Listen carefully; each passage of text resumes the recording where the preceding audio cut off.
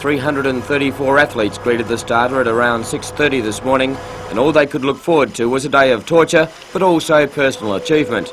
The first leg, a 3.8 kilometre swim, would pull most people up, and in bitterly cold conditions it was a little tougher than normal.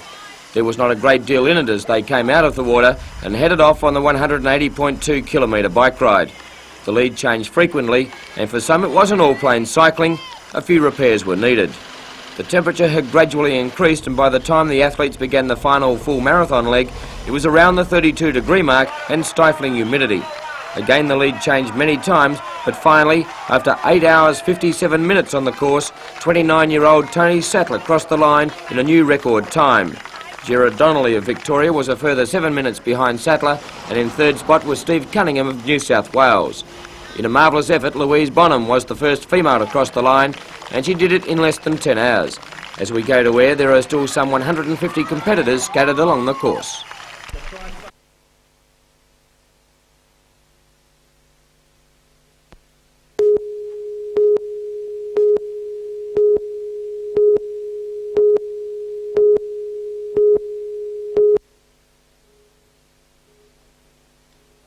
The Nelson Bay course is the venue for the next 3 days, and then the pros venture to the Morishead Country Club on Thursday and Friday.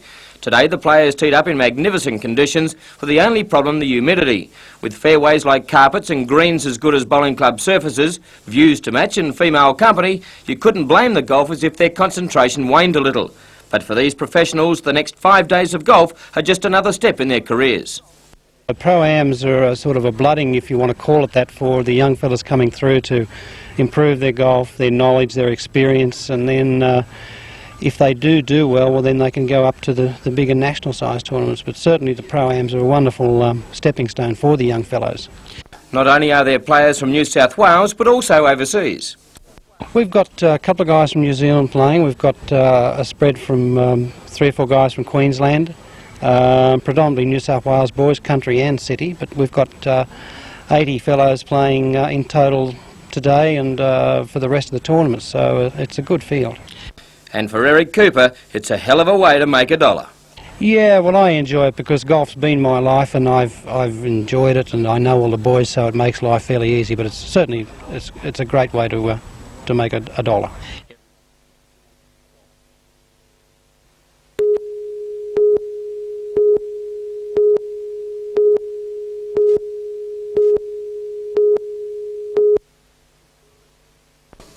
Premier Greiner and the Dutch Vice-Admiral were given separate tours of the new workshop, which cost $1 million but is expected to increase production by 50%. The curved metal fabrication is now all done on the new site, allowing faster throughput of flat metal in the original shed.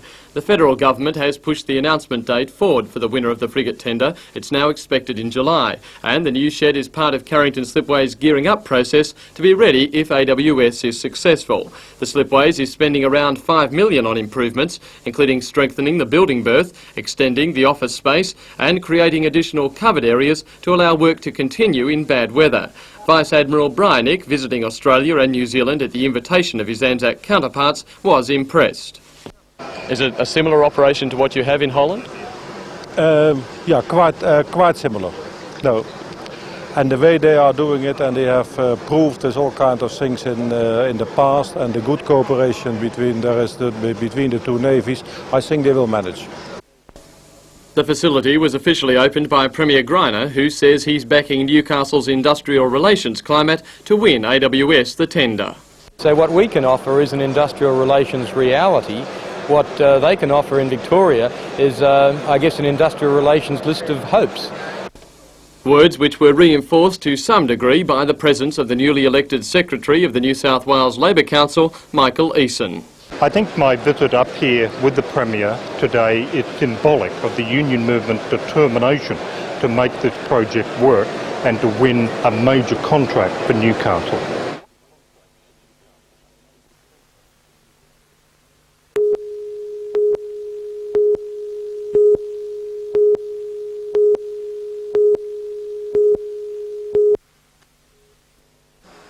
Negotiations for the purchase of the Wallsend Borehole Colliery are in their final stages, and council officials confidently predict it will only be a short while before the deal is closed. Just what the purchase price is has not been disclosed, but the enormity and the position of the land makes it reasonable to assume the final figure will be high. However, it now appears Newcastle City Council won't be tackling the task on its own. Doug Chapman, Newcastle City Council Director of Engineering Services, revealed fruitful discussions had already been held with Lake Macquarie City Council about the possibility of forming an alliance. There were discussions with Lake Macquarie some 10 years ago, and the bottom line of those discussions was for some sharing. I believe that the Newcastle Council has reached a stage with this site where those discussions could be reopened. Lake Macquarie City Mayor Ivan Welsh was equally as keen. We've been talking to the people at Newcastle about it, and we've had some pretty favourable reaction to it. We've already got our own dump site for long term at Torres, but we can't get in there for some time, so we're sitting back on that one, and hopefully the Newcastle one will give us the time gap that we need so that we can close Redhead and move out to this side. The site has already gained approval in principle from the State Pollution Control and Health Departments. The next step is an environmental impact study by independent consultants to begin later this year. But Council is confident that won't offer too many problems. The site has already housed a busy colliery and is a kilometre from the nearest house. However, one question that's expected to be raised is the cost to ratepayers. Are we going to see an increase in fees with this site? We won't be able to predict those matters until the completion of the environmental impact statement and the identification of environmental controls, and they of course have an impact on the operating costs. In terms of transport, this site is not much further remote from the main city area than the existing site, so on that basis there wouldn't be any major increase in fees. But while waste disposal is Council's chief concern at this stage, it isn't the only development in mind. With only 1/5 of the site to be used as a tip already, it's being considered for the home of future recreational developments. Most likely at this stage would be a country club, although Doug Chapman admits that sort of development would probably be best left to private interests.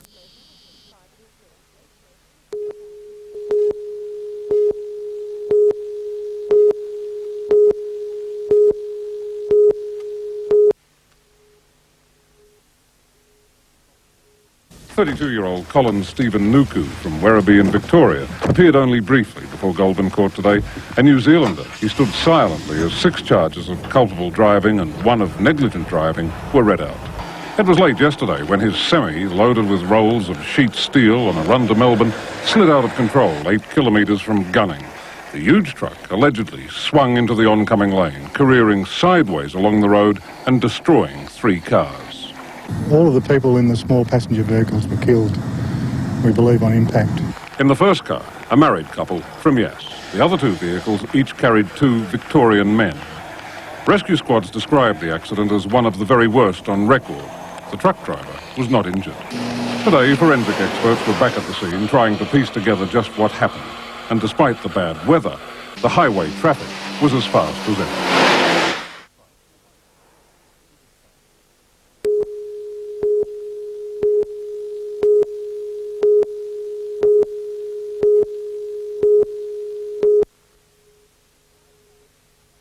The Greiner government inherited nearly $4 billion worth of unpaid third-party claims, and Cabinet now wants to clear that debt over the next 10 years. So, from July the 1st, motorists will be paying an extra $110 on their car rego, which is made up of a $40 levy to fund the debt and $70 to pay for the reintroduction of common law rights following the abolition of Labor's Transcover. People do want the right to be compensated for injury on the road through no fault of theirs.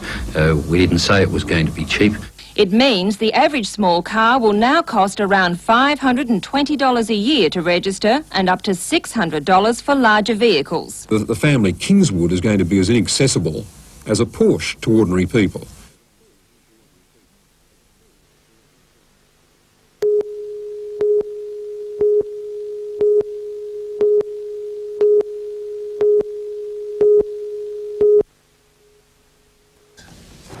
Resting in the orthopaedic ward in Royal Prince Alfred Hospital, Greg Hayes is the first to admit he should be dead.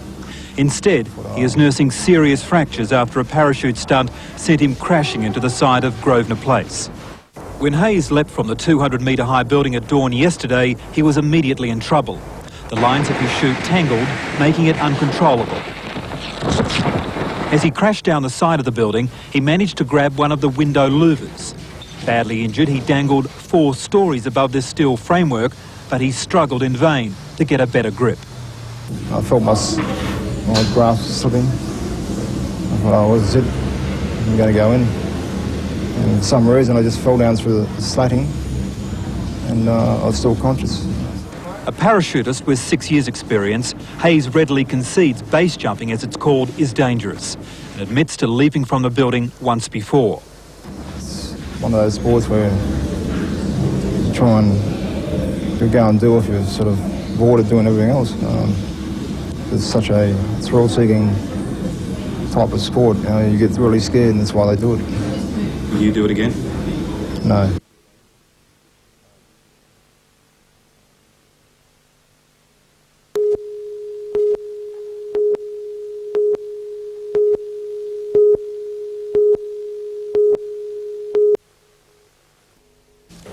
For 4 years, Hayden and Leslie Munro have dreamed of leaving the rat race of Sydney for the peace and security of the Blue Mountains. Last weekend, that ideal was turned upside down. The Munros' new home wrecked by one of the worst cases of vandalism police have seen. Welcome to our new home. Tomorrow was to have been the day Leslie and her husband took possession of their Falconbridge house, which is sited on a hectare of scenic bushland. But after just a few hours' work by a gang of vandals, about all that's left is the panoramic view. I'd like to kill them, actually. I know I shouldn't say that, but I would. I mean, we've worked so hard to get this house, and it was this close from being ours. Using fence posts and slabs of rock, the gang smashed every interior wall, door and ceiling.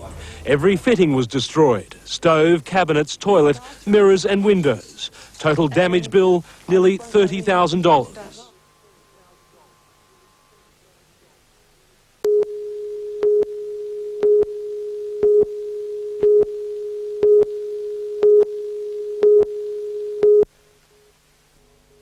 The 72 yachts brightened up at dull Sydney Harbour for the start of the 480 nautical mile trip north. As expected, Windward Passage 2 made a quick exit out to the heads, opening up a big break on defending champ Beyond Thunderdome and the rest of the fleet. Last time Windward Passage 2 set off in a major ocean race, this year's Sydney to Hobart, she was forced to retire after a dreadful battering by 10-metre seas cracked the deck. That raised doubts about the seaworthiness of high-tech materials used in construction, but her skipper is confident the problem's fixed. It took an awesome pounding to lift that error out, and no, she's one of the strongest boats around. Passage 2 is out to break the 13-year-old race record set by the famous cement-hulled yacht Helsel, who at one stage held every ocean racing record in Australia.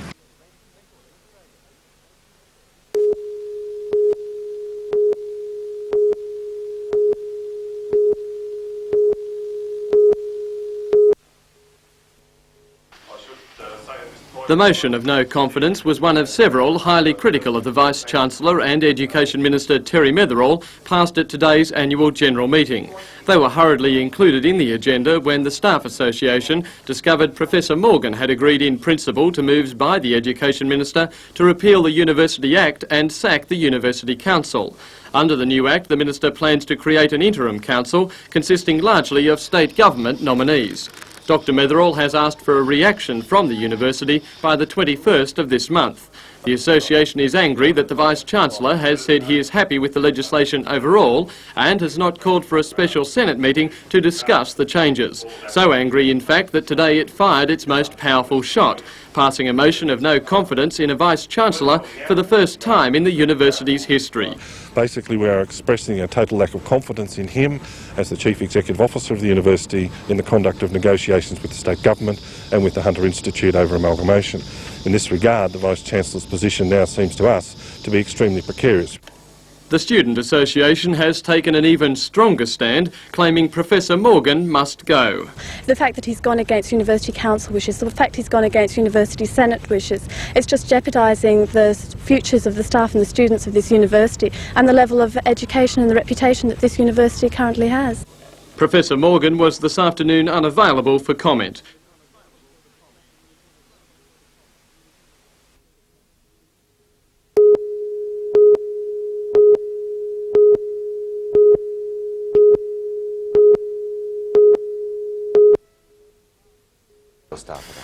Mr Mills says reliable sources in Sydney say the job losses will be part of a second phase restructuring of the Department of Family and Community Services in the Hunter.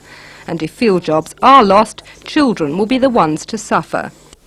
I'd be concerned that the people who would suffer most would be, say, child sexual abuse area. That's one area that the government has promised to upgrade its services. There have been attempts made, there are discussion papers going on. Now I think that new programs like this are the first ones to suffer if cuts are made, and I'd be very worried about that area. But Mrs Chadwick, in the Hunter to open a special care service in Maitland, said though both Belmont and Singleton district offices will be closed, there will be no job losses. What is going to happen in the Hunter is that some of the smaller offices, which have a relatively light workload and which are on easy traffic routes with other major offices, the staff at those two offices, namely Belmont and Singleton, are going to be amalgamated into larger adjacent offices. There is going to be no loss of staff, no loss of service, and hence I regret to say that the local member would have been better advised to pick up a phone and ask me what was happening before he put out such a trite and silly and quite false press release.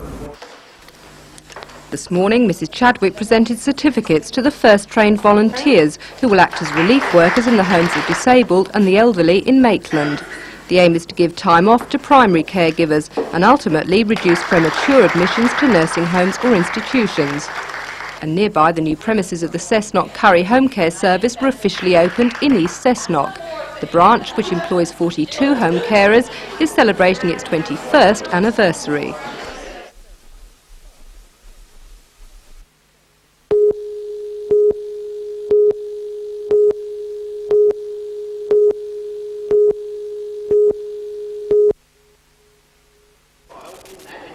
Bob Brown, Minister for Land Transport and Shipping Support, launched Survive at the Sanitarium Health Food Company. Local school students from the Kurrangbong Seventh-day Adventist Primary School were at the launch. Bicycle riding is now a strong focus under the accident microscope. Of 330 road deaths each year, about 48 are caused on bicycles. That represents one death every 6 days, and the main victims are school children. Studies show that the best protection for cyclists is a helmet. It's believed that 80% of bicycle deaths could be avoided by wearing safety helmets. Dr. David Brookman, who recently studied cycle injuries at the Maitland District Hospital, said group peer pressure stopped many school children from wearing helmets, even though, deep down, they agreed with their use. The Sanitarium Health Food Company, with the federal government, developed Survive.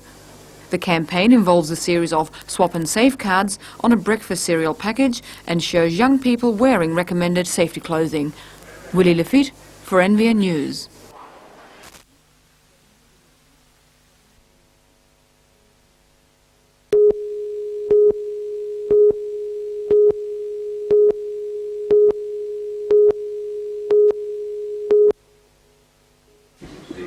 Newcastle's Lord Mayor Alderman John McNaughton, Cessnock Mayor Marie Callaghan and Shire Presidents Neil McNamara of Singleton and Doug Sheldon of Dungog joined federal member for Newcastle Alan Morris for the roundtable talks with the Prime Minister at City Hall. The 4 local government officials were representing 14 Hunter councils who decided last month to pledge their commitment to Newcastle's bid for the $5 billion frigate contract.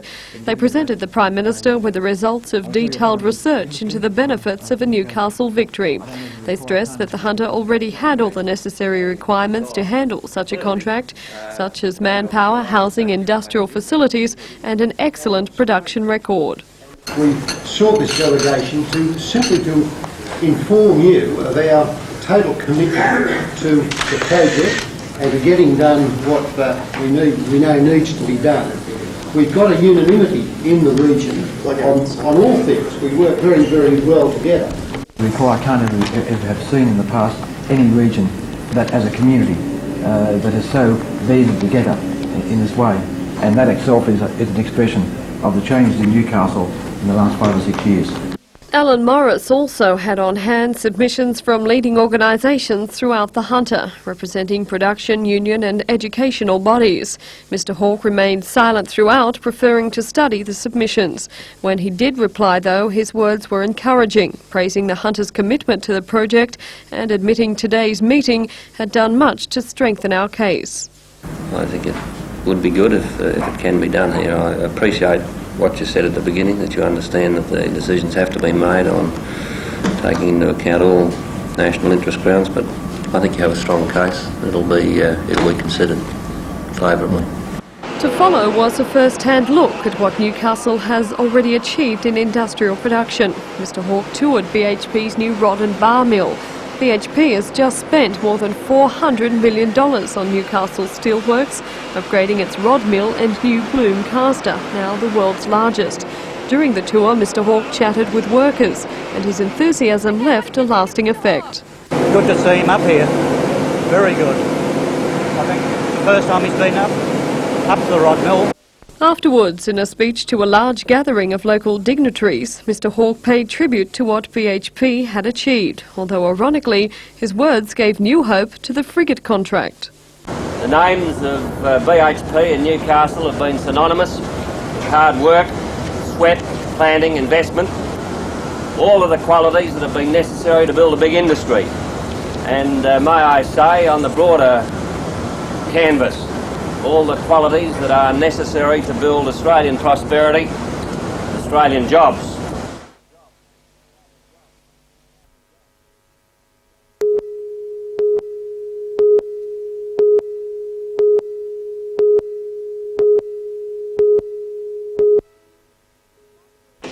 Fighter World Incorporated promises to be as spectacular as its name implies. With work to begin in a few weeks, it's expected to be flying high by next February.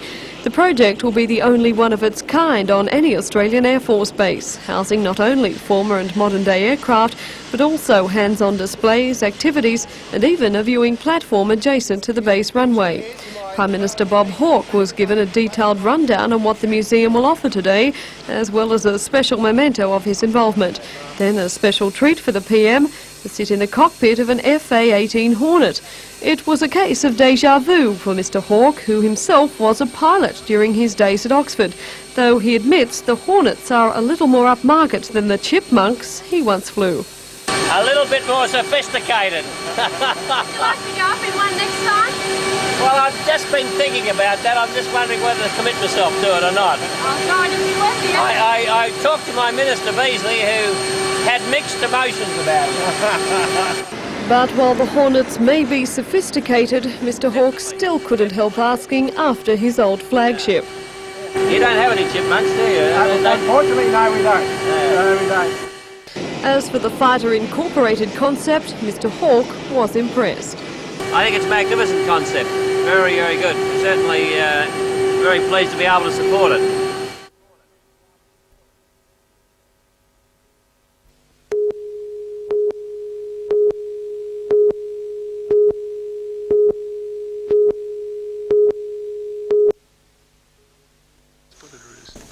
Orienteering is not a big sport in Australia. Although it is growing in popularity, there are now clubs throughout the country. Today, 26 men and 19 women competed in the first of 2 trials to determine the 10 places in the Australian team.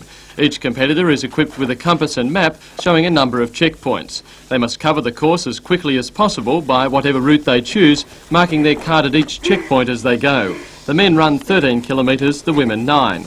Because much of the course is hidden from sight, it is definitely not a spectator sport, and organisers admit it attracts a special kind of competitor. It appeals to someone with a bit of a challenge, someone that likes to get out into the bush, doesn't mind the thought of running through the bush. And obviously some people don't like the thought of hearing a rustle in the grass and thinking what it might be, but someone that likes being in the bush and likes a bit of a challenge.